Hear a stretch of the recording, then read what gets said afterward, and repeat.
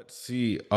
Deep dive story, I guess, for the week. And we've hinted about this before, but Newsweek did a pretty good article in terms of how your cars basically collect an insane amount of information about you.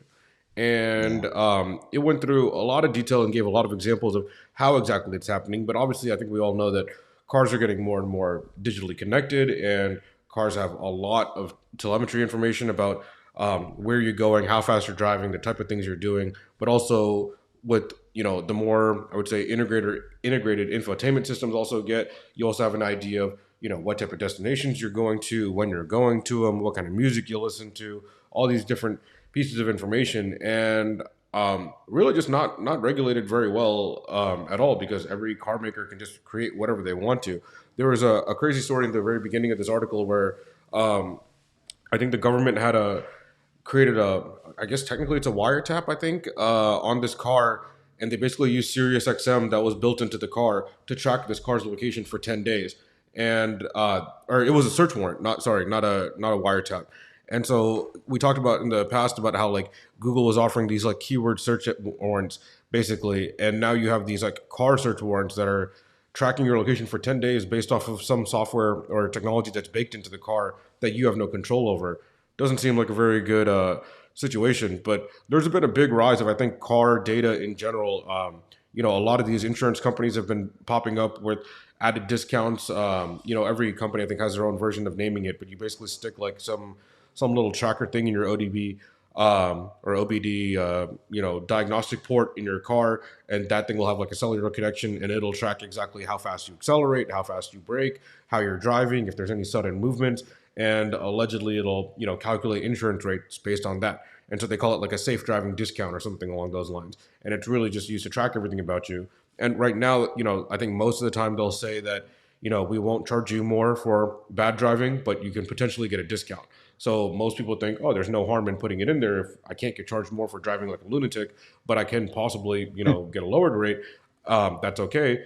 But what you don't realize is that even if you don't get a discount, you're still giving them free data that they're then using for other purposes. So it's a it's a lose lose. Um, did you guys see anything else? I'm sure you've probably heard a decent amount about these car trackings and things along those lines, and what manufacturers are kind of up to. Yeah, I think there's a one on one side there's a transition towards EVs, right? And increasingly EVs are software centric, and majority of the car companies, the way I would say it is they are auto manufacturers that are adding software, but most of EV companies, Tesla in particular, are software companies getting into Hmm. auto. It's the other way around. So, which means no matter which direction you take, software plays a critical role. And even in that case, privacy will be a core differentiator. And initially, I think we are still in the very initial stages. There may not be, laws and regulations that protect it, but increasingly I see those coming. You may have seen China restricting Tesla regarding the data that they collect, and they say it should not leave the country. That is just the initial phase we are in, and there'll likely be additional such regulations that will come into play, and it's just a matter of time. So so we are still in the early stages. The abuse has been brutal. I mean, today they are collecting as much information as possible without users even being aware of it, without user education. It's just like Wild West at this point, where just like we are seeing in the biometric data collection, we are seeing the same thing on the car data collection. When you combine that with your phone data and whatnot, it's just gonna get worse. So people are unaware of it. I think that's the problem. People are not being informed on what is being collected and how it is being used. I actually have an app from my insurance company. And I don't know if you can see it or not, but I don't know if you can see that or not, but it's tracking looking at this like the date, the where you've gone, where you're coming from, where you're going to, the duration, the number, the distance in terms of miles, And then they can even get into, and this is an insurance company, so they're talking about if you're braking too hard, Hmm.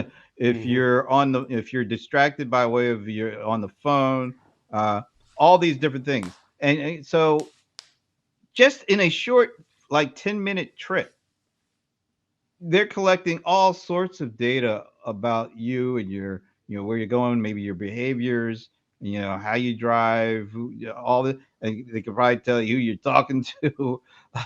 So, like you said, it's just so much data that and of course, it's all being sold because, even if you want it, I'm sure there are some pieces of data that aren't as important to you, but other people are willing to pay for it. And yeah, it's like, and that's just an app. There's not anything that, any piece of hardware on your car that's tracking this stuff. This is just your phone. You have it turned on, and you have giving the people that opting into putting that data over to them, allowing them to have access to it. And I don't think, like you said, I don't think when people say, "Oh yeah, I'm opting in," I'm okay with them, tracking me just to see if I can get a discount. It's like opening the door for all sorts of ways and all sorts of information that they could get from you that you never even dreamed of when you opted in, thinking, "Oh, this is going to get me a nice little discount." Yeah, I The remember. two things, right? Good. Good. One, collecting data that benefits the end user versus collecting the data that benefits the company. Today, the first one is not taken into consideration, or there is minimal benefit that is passed on to the user for collecting the data. And the first one is okay if it benefits the user, and if it helps me in some way, and I can live with that. But the real issue here is the second one. They are collecting the data to find additional revenue streams after they sold me the car. So again, the same double dipping concept. They made money when they sell the car, and then they're using the data that they're collecting and also, monetizing that, selling it to the insurance companies and whatnot. Actually, I think the insurance industry as an independent entity should die, and that actually the car provider themselves should be getting into the insurance model. That is insane. And interestingly, the insurance companies make more money than the auto companies themselves. So the entire thing will be reset Mm. in the next decade or so. It's just a matter of time. That has to happen. But in the interim, and I think that will eventually happen. I'm glad Tesla is getting into the insurance, because if the car can protect you, well, you tie that with the insurance. So, and it has to be a metric that benefits the end user. And because there is an independent entity called insurance company, and then they are trying to make additional revenue by selling this data to that independent insurance company, all of these additional data sharing and data abuse pop up. I think that itself should be eliminated in the long run. Good to see you, Yeah, I Tejas. mean, yeah, yeah. Sorry, I don't know what's going on. It's these red name labels. It's changed everything. Yeah, I mean, like what Roger said about like there is, I guess, a potential good upside, right? I mean, why give this information to the insurance agency when the car manufacturer can track exactly who got hit, how you were driving, and like you have the data associated with it, right? I think a big good thing is probably the rise of dash cams in general for cars to protect themselves and have that all integrated in.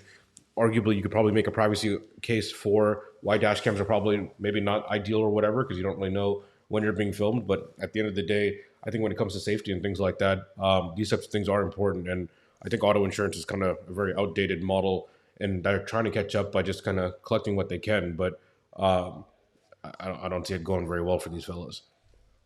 I like what you just said. Collecting what they can. It's almost like some of these data models are figured out in real time, because they're saying, well, we just want to collect data. We don't know exactly what. Just give us all the data we can get, and then we'll Hmm. figure out the data model or the business model after the fact. As long as we have Yeah. access to the data, we'll figure it out. So just opt in. We'll give you a little In the discount. entire Give sentence, us all your data. you said, Brent, if we can repeat the same thing by replacing data with money, that tells us we'll collect all the money we can. Just give us the money. We'll worry about the business model later. Just give us the money for now. We'll figure it out.